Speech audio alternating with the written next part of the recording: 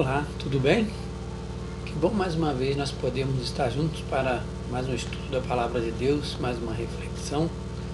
É uma alegria muito grande darmos início a essa conversa gostosa, né? A Bíblia Descomplicada está aqui para que a gente possa bater um papo gostoso e entender que a Palavra de Deus foi nos deixada a fim de nos revelar a grande verdade, quem é o nosso Deus, o amor que Ele sente por nós. E nós tivemos o nosso último estudo onde vimos que a salvação é pela graça, não é o esforço humano que nos leva. E eu gostaria de recordar aqui um versículo de Mateus, né, que diz: mas aquele que perseverar até o fim, esse será salvo. Mateus 24, verso 13. E será pregado este evangelho do reino por todo o mundo para testemunho a todas as nações. E então virá o fim. Isso no verso 14 de Mateus 24. O relato a seguir que Jesus faz nesse capítulo 24 de Mateus, ele passa a nos falar sobre a grande tribulação, o sofrimento humano diante da proximidade do tempo do fim. E como nós vimos, nós somos salvos pela graça. E a gente não pode, então, permitir que a nossa mente se confunda, achando que a grande tribulação, ela vem para nos purificar. Então, uma coisa é tribulação e outra coisa é purificação. Então, de maneira que nós não podemos nos confundir com relação a isso, né? O homem não sofre para ser purificado, ele sofre por viver sobre o domínio do pecado e também sobre o domínio do autor do pecado, né, que é o inimigo de Deus, Satanás, onde surgiu esse sentimento no coração dele. E a gente, como ser humano que vive num planeta que estava distante desse princípio, não tem condição de entender como é que isso tudo surge no coração do diabo. Daí a importância da gente conhecer uma doutrina que muitas religiões repudiam, que é o santuário de Deus. Muitos creem que essa é uma prática voltada apenas ao povo de Israel. Então nós desprezamos e assim tornamos mais fácil cair no erro de que meus pecados serão perdoados mediante o meu sofrimento. Como diz o ditado, né? Aqui se faz, aqui se paga. Ou quando usamos a expressão, está sofrendo porque merece. Só Deus sabe os pecados que ele cometeu. Deus conhece o coração. De Deus ninguém se esconde, ou não se esconde nada. E a gente então assim acredita que aquela pessoa está passando por aquilo tudo porque ela precisa ser purificada, né? Acreditando que ninguém chega à morte sem antes pagar pelos pecados que cometeu. Só que dessa forma a gente acaba, sem perceber, a gente acaba anulando o valor do sacrifício de Cristo. Porque se sofremos para pagar pelos pecados que cometemos, logo não há necessidade do sacrifício de Jesus, da sua crucificação, da sua ressurreição. Então, sem perceber, a gente acaba anulando isso. E com essa reflexão, a gente pode então estar dando aqui início, né, à nossa conversa sobre o assunto que a gente vai tratar hoje, que é o santuário de Deus.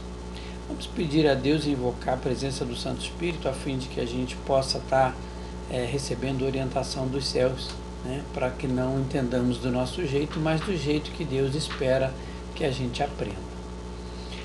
Senhor nosso Deus e Pai amado, nós te agradecemos, Senhor, pela oportunidade de mais uma vez poder refletir na Tua Palavra. Pedimos que as Tuas bênçãos preciosas recaiam sobre todas as pessoas que estiverem em contato contigo, sobre todos aqueles que te buscam, e que o esclarecimento sobre as nossas dúvidas possam vir do céu, Senhor, para que assim nós possamos ter o direito de estarmos ao lado de Jesus, porque precisamos conhecer-te para saber o Deus que adoramos, conhecendo, assim nos aproximarmos mais de ti, fazemos a tua vontade, que é perfeita, pura e organizada, como nós veremos nesse estudo de hoje. Derrama sobre nós o poder do entendimento e visita cada lar que esse vídeo estiver entrando, Senhor, que as pessoas estiverem acompanhando, que esses lares sejam abençoados e que a Tua presença possa ser sentida por todos. É o que nós pedimos em nome de Jesus. Amém. Bom, o santuário de Deus. Uma das maneiras de nos prevenirmos dos enganos que Satanás lança sobre o mundo é conhecendo a doutrina do santuário, a fim de que nós venhamos então entender quem é o autor do pecado e quem nos livra desse pecado que nos acompanha, pois já nascemos, né, com essa carga sobre nós. Como seres humanos, nascemos sob a bandeira do pecado. No guia de estudos chamado Ouvindo a Voz de Deus, há uma introdução no estudo 12 que fala sobre o santuário e é de uma importância muito grande a gente conhecer esse assunto. Vamos lê-lo aqui juntos, a fim de que possamos desfrutar plenamente do benefício do Evangelho. Devemos entender a obra que Jesus fez por nós no passado, o que ele faz agora e o que fará no futuro. Podemos compreender esse assunto estudando o ritual do santuário terrestre dos israelitas, que prefigurava o atual ministério de Cristo no santuário celestial. É fundamental que entendamos o que a Bíblia ensina sobre o tema. Então aqui nós vemos que o santuário ele representava aquilo que aconteceria no futuro. Ele realmente teve o seu período de validade e apontava para algo, e é o que nós vamos ver a partir desse momento. Nada melhor do que irmos ao começo da história do santuário, porque o sacrifício que apontava para o sacrifício de Cristo teve início no Éden, ainda com Adão e Eva. Eu peço licença a vocês para uma pequena reflexão sobre o sacrifício feito para que o homem pudesse então se vestir. O universo inteiro, ele nunca havia presenciado a morte.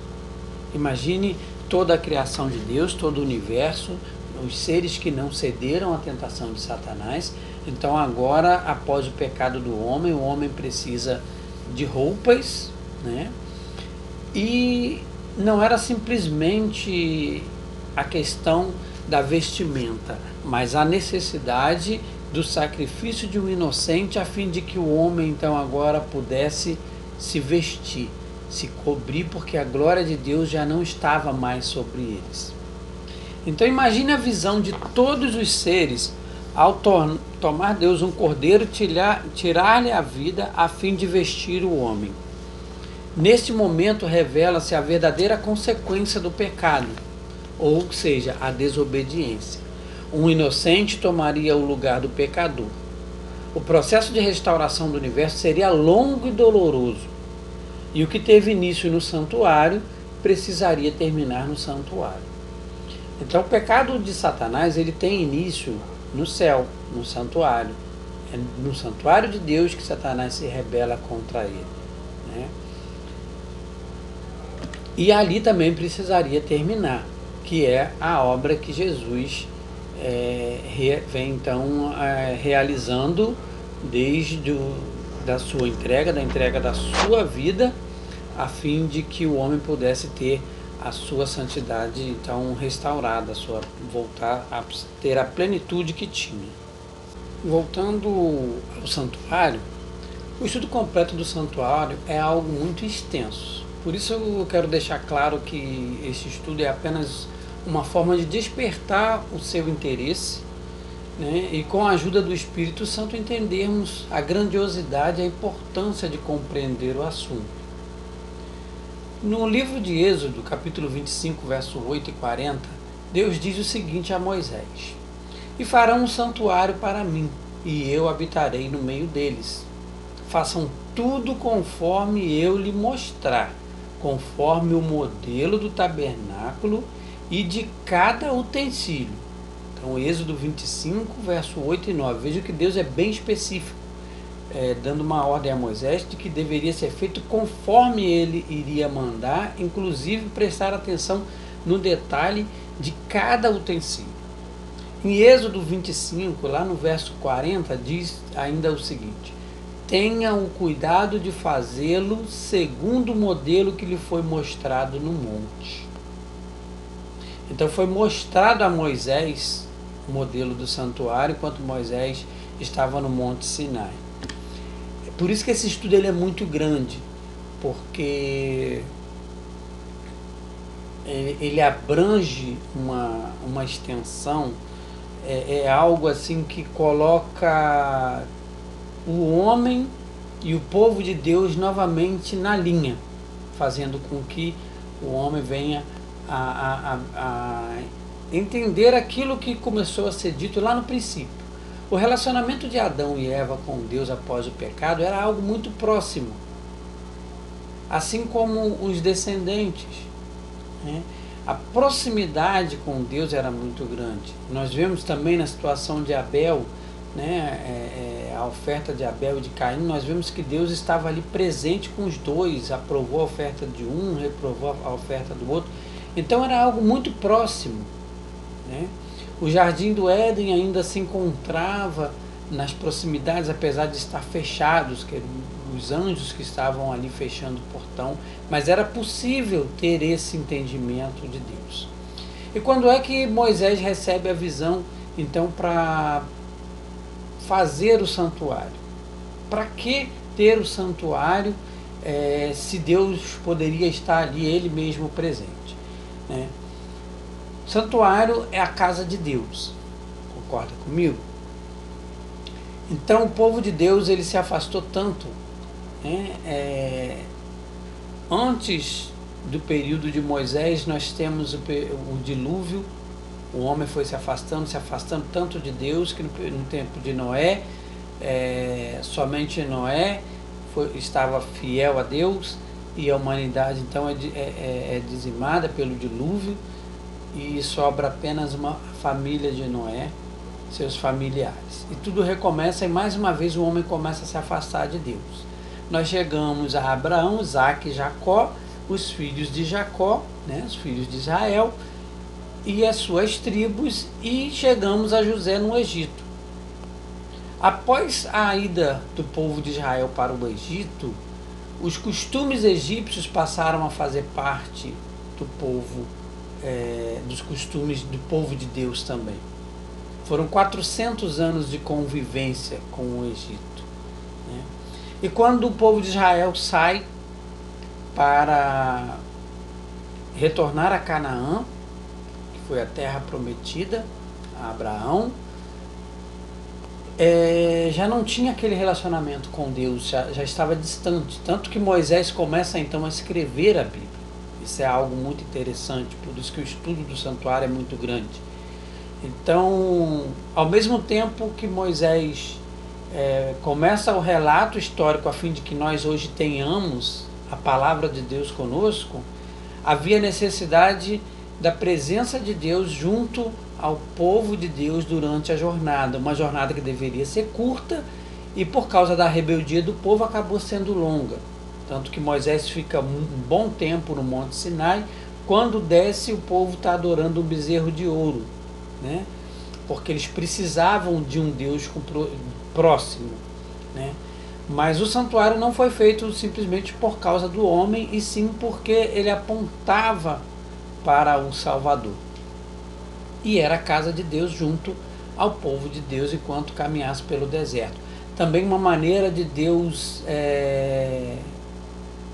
se fazer presente, não abandonando o povo. Deus esteve junto do povo dele no deserto através do santuário durante os 40 anos. Deus se fez ali presente, né, e se comunicando diretamente com os sacerdotes. Nós vemos então que o santuário não foi feito conforme a vontade do homem, em especial o verso 40, né, de Gênesis, onde Deus deixa bem claro que tudo deve ser feito conforme as orientações dadas. Assim fica a pergunta, então como era o santuário? A gente vai mais uma vez recorrer aqui ao manual de estudo Ouvindo a Voz de Deus, na página 25, tá? Para a gente ter uma ideia de como era o santuário e o que acontecia ali, né? Em Êxodo capítulo 29, 38 a 42, nós lemos o seguinte: Nós vemos que há dois tipos de sacrifícios diários, né? E contínuos, que eram oferecidos dois cordeiros, um pela manhã e outro à tarde. Esses cordeiros sacrificados representavam Jesus, que na cruz morreria pelos pecados da humanidade. Vamos ver aqui como que o guia de estudo nos fala sobre esse período, essa questão. O santuário era dividido em dois compartimentos. O primeiro lugar era o lugar santo e o segundo lugar o lugar santíssimo. O sacerdote durante o ano inteiro entrava no lugar santo e só uma vez por ano ele entrava no santíssimo para fazer a expiação e a limpeza do local. No lugar santo, o sacerdote realizava o trabalho diário, né? Todo dia ele estava ali. E continha uma mesa com pães, um candelabro e o altar de incenso. Isso nós vemos lá em Gênesis 40, 22, 24 e 26. No lugar santíssimo, o sumo sacerdote entrava uma vez por ano, no dia da expiação, que caía no dia 10 do 7º mês. Como também está descrito Hebreus 9, verso 7, também fala sobre isso. Ali se encontravam a Arca da Aliança, coberta de ouro, com as tábuas dos 10 mandamentos. Uma de ouro contendo o maná e o bordão de Arão. O cajado de Arão que florescera, então, também estava ali dentro do Santíssimo. Um véu separava esses dois compartimentos. À frente do lugar santo ficava o pátio, no qual estavam o altar do holocausto e a pia, em que os sacerdotes lavavam as mãos. O santuário era móvel e cercado, e teve a sua construção aprovada por Deus. E quando terminaram de construir o santuário, Deus aprovou a construção, Deus se agradou, estava dentro das conformidades que ele havia exigido, e então Deus ali habitava e caminhava junto com o seu povo. Durante o dia, inclusive, a Bíblia relata, havia uma nuvem que trazia refrigério para o povo, e à noite essa nuvem era de fogo que aquecia e clareava todo o acampamento de Israel. Então o santuário era a presença de Deus no meio do povo. Era Deus junto com o seu povo durante a sua jornada.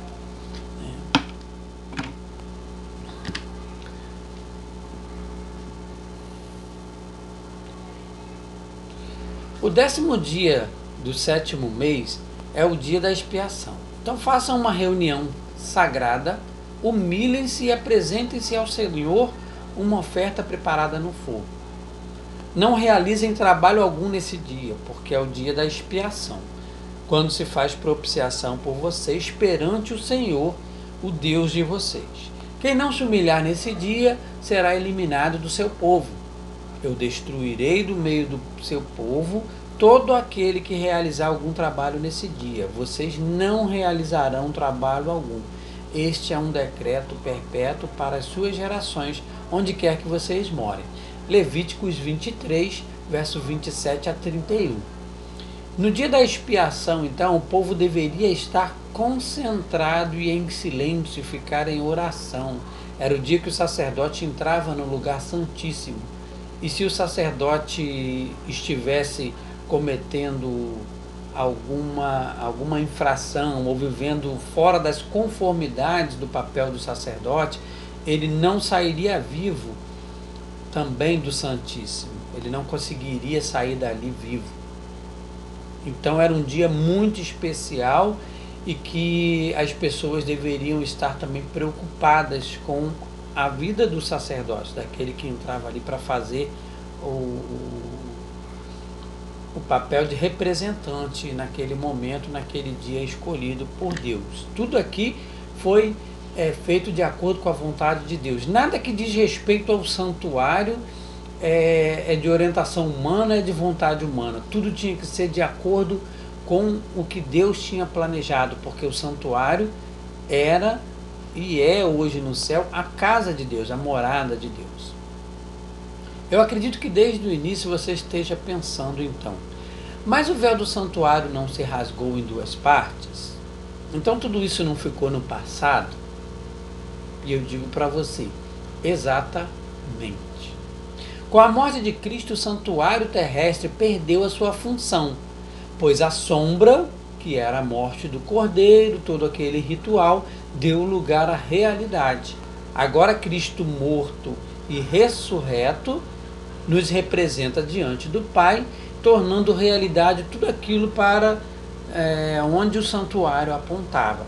Cristo hoje ministra no verdadeiro santuário que o Senhor construiu, e não o homem, conforme descrito em Hebreus capítulo 8. Depois você pode dar uma olhada nesse capítulo de Hebreus e você vai ver que ali está sendo explicado. É Cristo quem está ministrando e o santuário quem construiu foi o próprio Deus no céu. E Jesus hoje está lá fazendo a obra como o sumo sacerdote, né?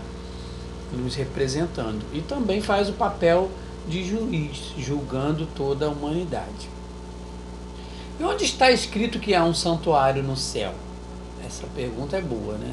Mas a Bíblia fala claramente, com facilidade a gente encontra a referência. No livro de Êxodo 25, verso 40, a gente prestando atenção no que Deus está falando ali, ó, tenha o cuidado de fazê-lo segundo o modelo que lhe foi mostrado no monte. Então foi permitido a Moisés que visse o santuário, a fim de que ele pudesse fazer a mesma obra, fazer do mesmo jeito. No livro de Apocalipse, aí você vai me dizer, mas aqui Êxodo está lá no passado. Mas no livro de Apocalipse, capítulo 11, verso 19, nós encontramos a seguinte inscrição: abriu-se então o santuário de Deus, que se acha no céu, e foi vista a arca da aliança. Agora você entende porque o homem não consegue encontrar a arca da aliança? Ela não está de posse do homem. Assim como Elias foi levado, Enoque, né, Moisés, a arca da aliança também foi retirada do meio do homem. Ela não se encontra conosco, ela está no santuário no céu.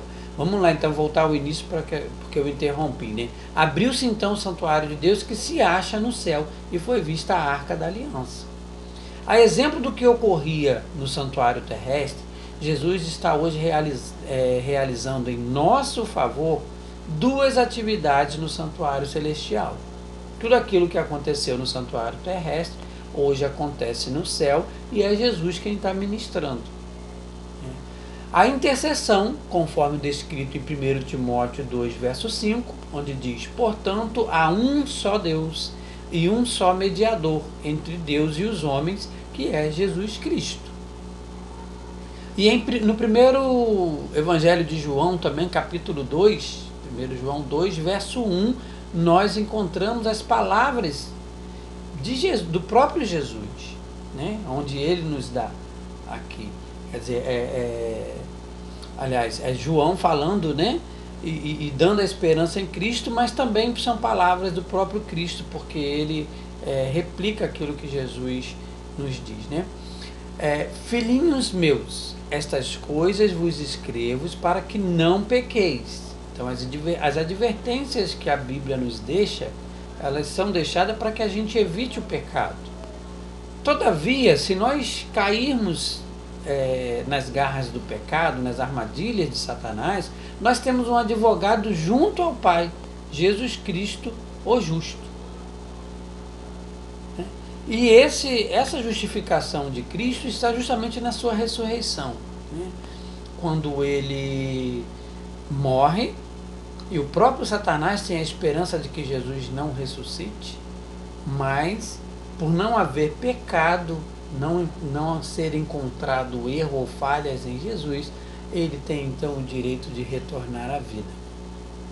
O outro trabalho realizado por Cristo é o julgamento, representado pelo dia da expiação. Lembra? Uma vez ao ano, o sumo sacerdote entrava no Santíssimo para fazer todo o trabalho ali dentro, trocar tudo que tinha que ser trocado, fazer a limpeza, e aquilo ocorria no local então onde Deus estava, né? O local que pertencia a Deus, que era o Santíssimo. Sempre que um pecador arrependido vai a Deus em nome de Jesus e pede perdão, Cristo intercede por ele no santuário celestial e aplica em favor desse pecador arrependido os méritos dele mesmo na cruz. Por isso nós não sofremos para ser purificado, nós sofremos porque vivemos num mundo de pecado, aonde em função da desobediência o sofrimento adentrou e passou a fazer parte da vida do ser humano. Porque quando nós nos apresentamos diante de Deus como pecadores arrependidos, quem apresenta as suas chagas e o sangue derramado a fim de que nós possamos nos colocar de novo, né? Novamente na presença de Deus, é o próprio Cristo. Então ele ministra em nosso favor. E além desses, também é realizado o trabalho de juiz. Aí Jesus Cristo agora como o ser supremo, que para maior entendimento esse papel de Cristo como juiz precisa ser estudado separadamente, numa outra oportunidade, porque o estudo é muito grande. Como eu disse, o próprio estudo do santuário, ele dá para a gente fazer um seminário de uma semana, com mais de 1 hora de conversa sobre o santuário a cada dia. Então, se você imaginar aí 7 dias de estudos, com mais de 1 hora, para a gente poder alcançar um pouco da grandiosidade que é o santuário, né? Toda essa questão do santuário que representa o sacrifício, a morte e a ressurreição de Jesus, que apontava para Cristo. Nós entendemos então que o santuário terrestre foi feito segundo o modelo do santuário no céu. Era dividido em 2 compartimentos, o lugar santo e o lugar santíssimo. O sacerdote oferecia 2 cordeiros, um pela manhã e outro à tarde.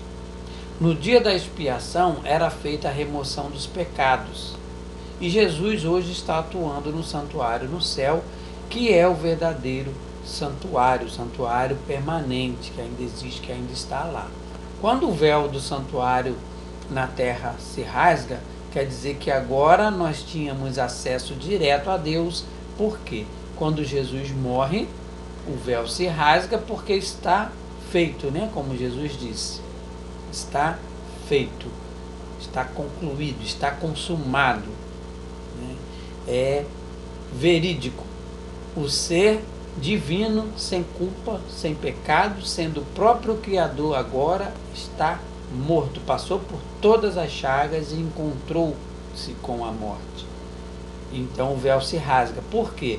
Porque agora não é mais o Cordeiro quem vai representar aquilo que nos apontaria Jesus, mas hoje é o próprio Jesus que nos apresenta diante do Pai.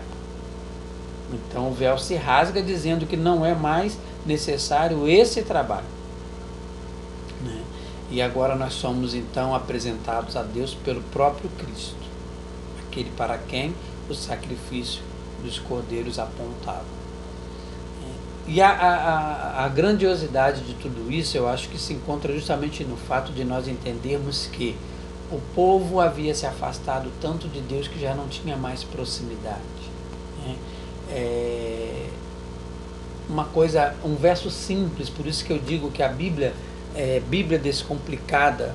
Dá licença para eu pegar a Bíblia aqui, porque quando nós olhamos para os escritos de Moisés, quando nós vamos ao primeiro versículo da Bíblia, olha que maravilha, que coisa maravilhosa que nós encontramos. No princípio criou Deus os céus e a terra, porém, estava sem forma e vazia. Havia trevas sobre a face do abismo, e o Espírito de Deus pairava sobre as águas. E disse Deus: haja luz, e houve luz. E viu Deus que a luz era boa, e fez separação entre a luz e as trevas. E a gente vai continuando no relato da criação. Por que Moisés precisou escrever tudo isso? Porque isso entrou no esquecimento. Então agora haviam vários deuses a serem adorados. E o Deus criador de todas as coisas e o único Deus, então foi colocado junto com outros deuses, a exemplo, como já falei, do bezerro de ouro, né? Havia necessidade de um Deus próximo, de um Deus junto, por causa do costume de estar andando sempre na presença de outros deuses, como eles aprenderam no Egito. Então, a grandiosidade da palavra de Deus está justamente nisso. É ela quem nos dá o conhecimento necessário a fim de que nos aproximemos do Pai. do Criador, a fim de que venhamos entender que existe um Deus, que é um ser supremo. Ali, como disse, né, no princípio criou Deus os céus e a terra, e a gente vai ver a terra era sem forma e vazia, né, e o Espírito de Deus pairava sobre a face do abismo.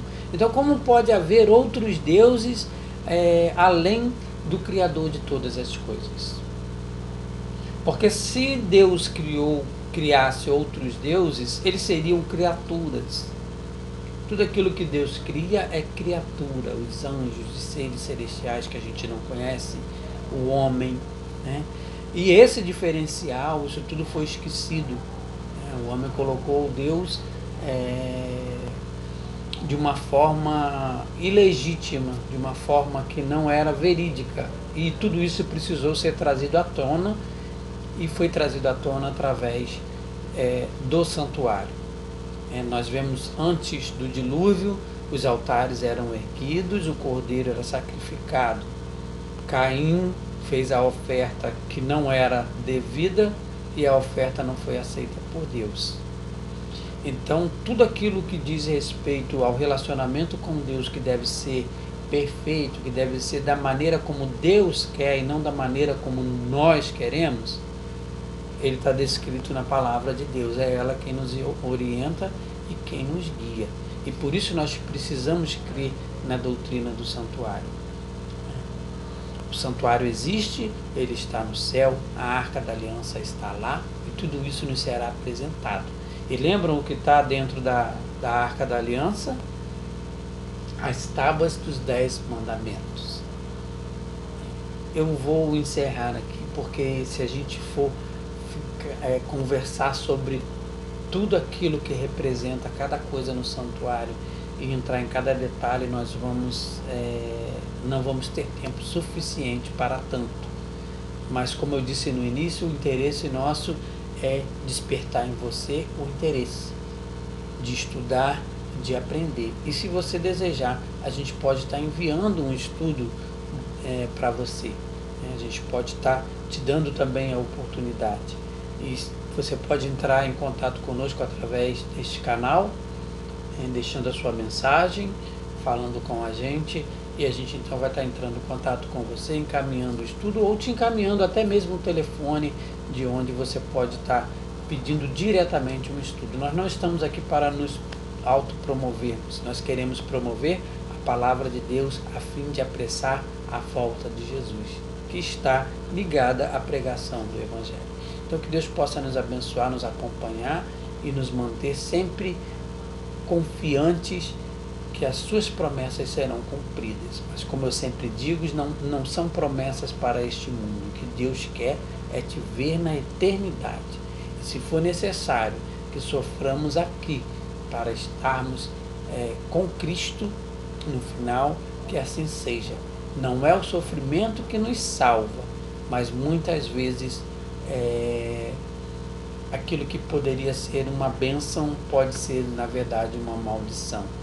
Eu aprendi há pouco tempo que nós temos que prestar muita atenção se nós estamos recebendo uma bênção ou uma aprovação. Assim como nós falamos lá no início, que purificação é diferente de tribulação, a bênção também é diferente de provação. Então, que Deus possa nos orientar e nos capacitar a entender tudo isso. Vamos falar com Ele novamente? Senhor, nosso Deus e Pai Celestial, te agradecemos por esse momento que pudemos estar aqui refletindo sobre as maravilhas do céu. Sabemos que 40 anos no deserto é muita coisa, Senhor. O teu povo, o povo de Israel, teve que permanecer.